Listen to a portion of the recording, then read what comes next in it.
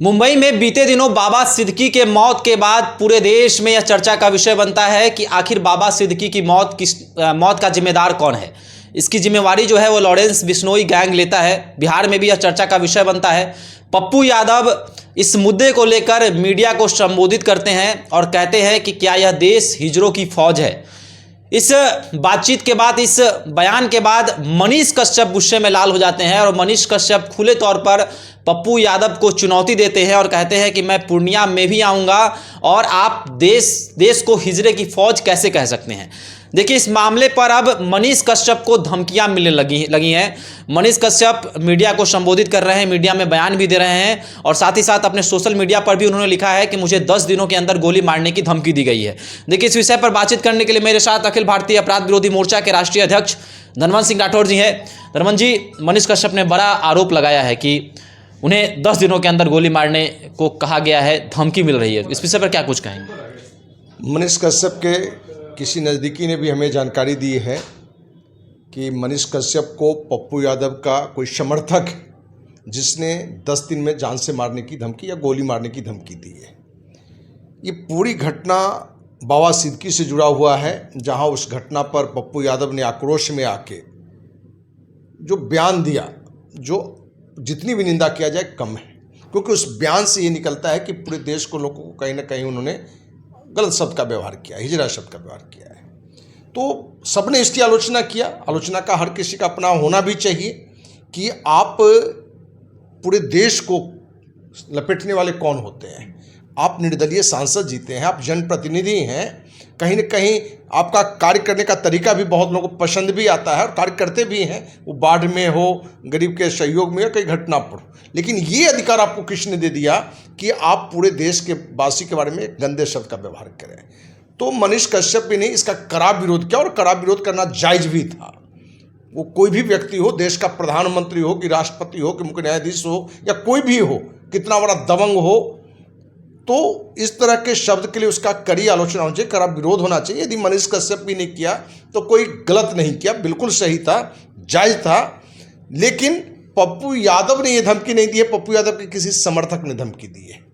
इसलिए इसको पप्पू यादव की ओर जोड़ के कम देखना चाहिए। इस धमकी को जनरली उनके जो समर्थक हैं या जो प्रशंसक हैं, या हो सकता है कि पप्पू यादव का विरोधी भी हो, पप्पू यादव के प्रति मैंने एक गलत मैसेज फैलाने के लिए भी इस तरह की गंदी हरकत कर सकता हो। तो सरकार को भी चाहिए कि ऐसी कोई भी जो धमकी दिया है गोली मारने की 10 दिन के अंदर, उसको भी जांच करे और जो भी है उस पर कार्रवाई करे। मनीष कश्यप की काफ़ी इन दिनों आलोचना हो रही है। मनीष कश्यप जहां जाते हैं वहां पर उनके समर्थक तो रहते ही हैं, उनके विरोधी भी खड़े हो जाते हैं और कई वीडियोस सामने आते हैं जहां पर मनीष कश्यप अपने विरोधियों से लड़ रहे हैं। तमाम तरह की चीज़ें हैं। कई कमेंटबाजी जो है उनके रिपोर्टिंग के दौरान हो, किसी खबर को करने के दौरान हो जाती है। तो इसको किस प्रकार देखते हैं? क्या भाजपा में शामिल होने के बाद यह तमाम चीज़ें हो रही हैं? समर्थक क्या मनीष कश्यप से नाराज़ हो गए हैं कि एक पार्टी विशेष के लिए काम कर रहे हैं? देखिए, मनीष कश्यप एक पत्रकार के रूप में काम कर रहा था। समाज की जो भी कमियां थी उसको दिखा रहा था, प्रशासन की कमियां दिखा रहा था। तो हर मुद्दे पर एक आवाज़ था और उसके आवाज़ का भी एक तरीका था। लेकिन जैसे ही उसने भाजपा ज्वाइन कर लिया तो बहुत सारे जो मनीष कश्यप से जिसका जुड़ाव भी था, उसको कहीं ना कहीं ये लगने लगा कि मनीष कश्यप का ये सारा खेल क्या राजनीति में जाना था और अब उसे लोग भाजपा और अन्य दल, विपक्ष दल के रूप में जोड़ के देखता है। तो जैसे ही राजनीतिक दल के स्तर पर आप जब देखेंगे तो एक दूसरे का निगेटिव पॉजिटिव भी बात होती है, तो आलोचना भी होता है। तो हमें लगता है कि मनीष कश्यप को भी इसको सुनना चाहिए। यदि आप दूसरे की आलोचना करते हैं तो आपकी भी कहीं कोई कमियां हैं, तो उस पर कोई आलोचना करता है तो उसको भी हंसते खेलते लेना चाहिए। उसको भी कोई मैंने इस रूप में नहीं लेना है कि स्पेशली आपको वो टारगेट कर रहा है। लेकिन ये आलोचना होना किसी मुद्दे पर और जान से मारने की धमकी देना, ये दोनों दो शब्द है।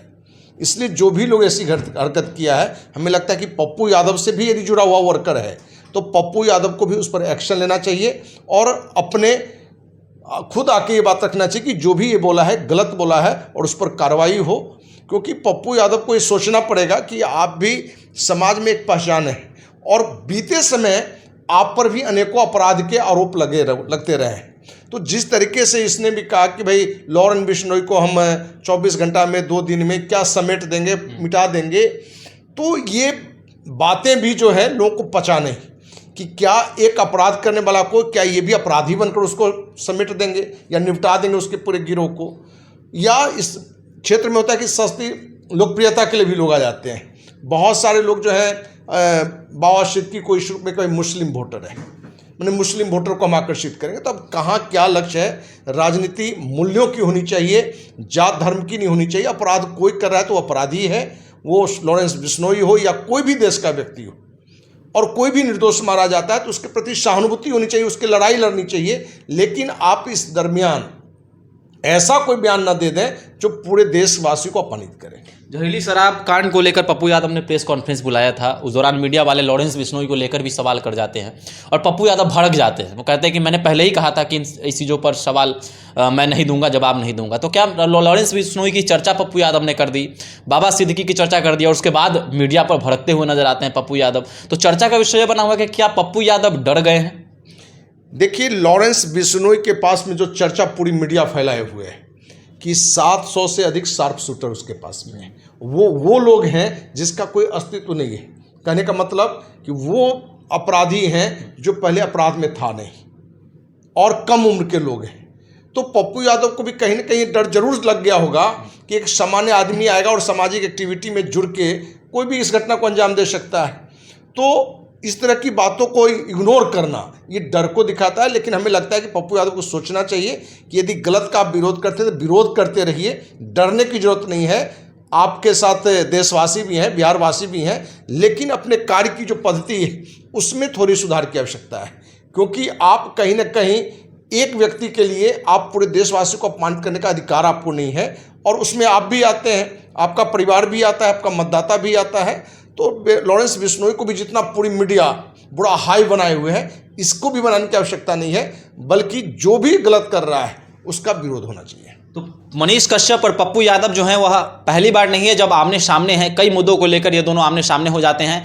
अब मनीष कश्यप को पप्पू यादव के समर्थकों के द्वारा धमकियां मिल रही हैं, ऐसा मनीष कश्यप को कहना है। मीडिया में वो बयान दे रहे हैं कि मेरे जान को खतरा है, 10 दिनों के अंदर मुझे मारने की धमकी दी जा रही है।